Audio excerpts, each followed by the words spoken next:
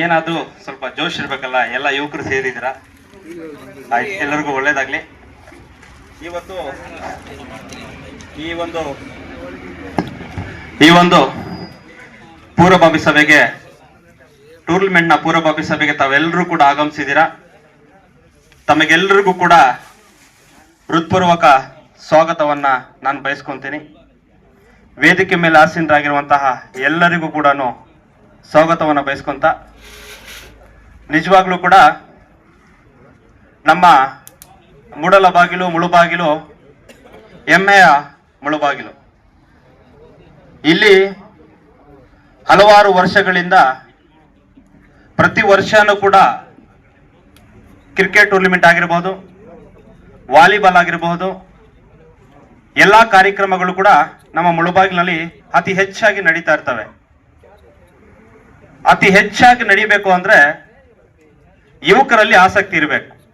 ಅದರಲ್ಲಿ ನಮ್ಮ ಮುಳುಬಾಗಿಲಿನಲ್ಲಿ ಯುವಕರಿಗೆ ತುಂಬಾ ಆಸಕ್ತಿ ಇದೆ. ಕ್ರಿಕೆಟ್ ಆಗಿರ್ಬೋದು, ವಾಲಿಬಾಲ್ ಆಗಿರ್ಬೋದು, ಸಮಾಜ ಸೇವೆ ಮಾಡಲಿಕ್ಕೆ ಎಲ್ಲದರಲ್ಲೂ ಕೂಡ ಮುಳುಬಾಗಿಲಿನ ಯುವಕರು ಯಾವುದರಲ್ಲಿ ಕೂಡ ಕಡಿಮೆ ಇಲ್ಲ. ಆದ್ರಿಂದ ಏನಿವತ್ತು ಮುಂದಿನ ದಿನ ಈ ತಿಂಗಳಲ್ಲಿ ನಡೀತಿರುವಂತಹ 21, 22, 23ನೇ MPL ಟೂರ್ನಮೆಂಟು ತುಂಬಾ ಯಶಸ್ವಿ ಆಗಲಿ. ತಮಗೆಲ್ಲರೂ ಕೂಡ ಯಾವುದೇ ಗೊಂದಲ ಗಲಭೆ ಇಲ್ಲದೆ ಈ ಒಂದು ಟೂರ್ನಮೆಂಟು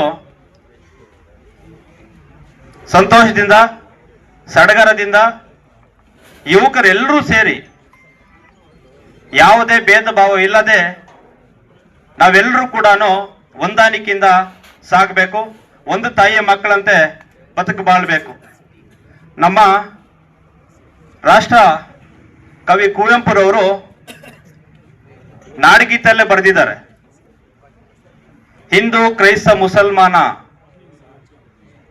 ನಾವೆಲ್ಲರೂ ಕೂಡ ಪ್ರತಿಯೊಂದು ಕಾರ್ಯಕ್ರಮ ಪ್ರಾರಂಭ ಆಗೋಕೆ ಮುಂಚೆ ನಾವೆಲ್ಲರೂ ಕೂಡ ನಾಡಗೀತೆಯನ್ನ ಕೇಳ್ತೀವಿ, ನಾಡಗೀತೆಗೆ ಗೌರವ ಕೊಡ್ತೀವಿ.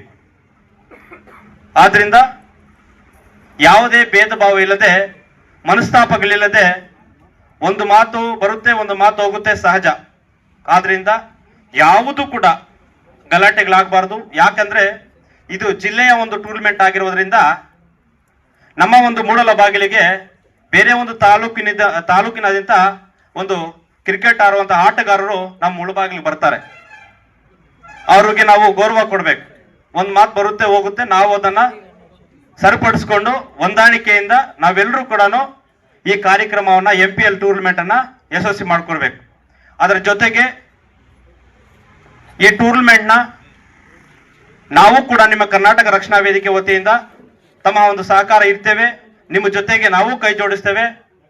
ಇದೇ ರೀತಿ ವರ್ಷನೂ ಕೂಡ ಮುಂದುವರಿಸಿ ತಮ್ಮ ಜೊತೆಗೆ ನಾವು ಯಾವತ್ತೂ ಕೂಡ ಬೆನ್ನೆಲುಬಾಗಿ ನಿಂತ್ಕೊಂತೀವಿ.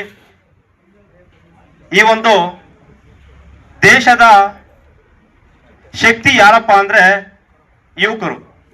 ಯುವಕರು ತಾವೇನ್ ನಿರ್ಧಾರಗಳನ್ನ ತಗೊಂತೀರಿ, ನಿರ್ಧಾರದ ಮೇಲೆ ಹಿರಿಯರಾಗಿರ್ಬೋದು, ಕಿರಿಯರಾಗಿರಬಹುದು, ಎಲ್ಲರೂ ಕೂಡ. ಯಾಕೆ ಅಂದ್ರೆ ಹಿಂದಿನ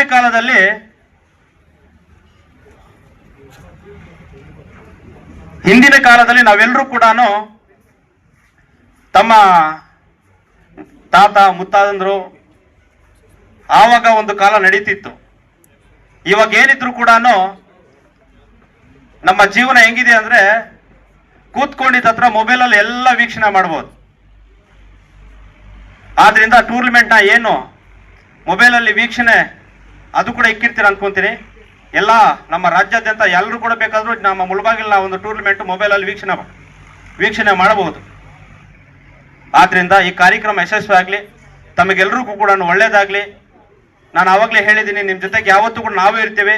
ಮುಳುಬಾಗಿಲಿನ ಎಲ್ಲ ಯುವಕರು ಸೇರಿ ನಮ್ಮ ಮುಳುಬಾಗಿಲಿನ ಹೆಸರು ಇನ್ನೂ ದೊಡ್ಡ ಮಟ್ಟದಲ್ಲಿ ತಗೊಂಡೋಗ್ಬೇಕನ್ನೋದು ನನ್ನ ಆಸೆ, ತಮ್ಮೆಲ್ಲರ ಆಸೆ ಕೂಡ ಆಗಿದೆ. ಅದೇ ರೀತಿ ತಾವೆಲ್ಲರೂ ಕೂಡ ನಾನು ಗೊತ್ತಿರೋ ತುಂಬಾ ಜನ ಬಂದಿದ್ದೀರಿ. ನಾನು ಕೂಡ ಒಂದು 5 ವರ್ಷಗಳಿಂದ ಕರ್ನಾಟಕ ರಕ್ಷಣಾ ವೇದಿಕೆ ಅಧ್ಯಕ್ಷನಾಗಿ ತಮಗೆಲ್ಲರಿಗೂ ಗೊತ್ತಿದೆ, ಕನ್ನಡನ ಉಳಿಸ್ಬೇಕು, ಬೆಳೆಸಬೇಕು ಅನ್ನೋದೇ ನನ್ನ ಕರ್ತವ್ಯ. ನನಗೆ ವಾರದಲ್ಲಿ ಪ್ರತಿನಿತ್ಯನೂ ಕೂಡ ನಾನೇ ಒಂದು ಕಾರ್ಯಕ್ರಮ ಮಾಡ್ತಾ ಬರ್ತಾ ಇರ್ತೀನಿ. ಏನಕ್ಕೆ ಅಂದ್ರೆ ನಮ್ಮ ಮೂಡಲಬಾಗಿಲು ಗಡಿಭಾಗ ಆಗಿರೋದ್ರಿಂದ ನಾವು ಹೆಚ್ಚಾಗಿ ಕನ್ನಡವನ್ನು ಮಾತಾಡಿಸ್ಬೇಕು, ಕನ್ನಡವನ್ನು ಉಳಿಸ್ಬೇಕು ಅನ್ನೋದೇ ಭಾವನೆ. ಅದಕ್ಕೆ ಇಲ್ಲಿರೋರೆಲ್ಲರೂ ಕೂಡ ನನಗೆ ತುಂಬಾ ಸಾಥ್ ಕೊಡ್ತಿರ್ತಾರೆ.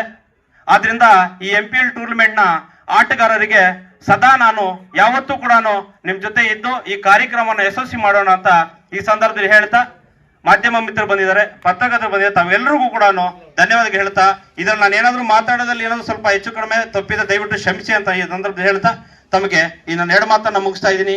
ಜೈ ಹಿಂದ್, ಜೈ ಕರ್ನಾಟಕ, ಮತ್ತೆ ನಮಸ್ಕಾರ.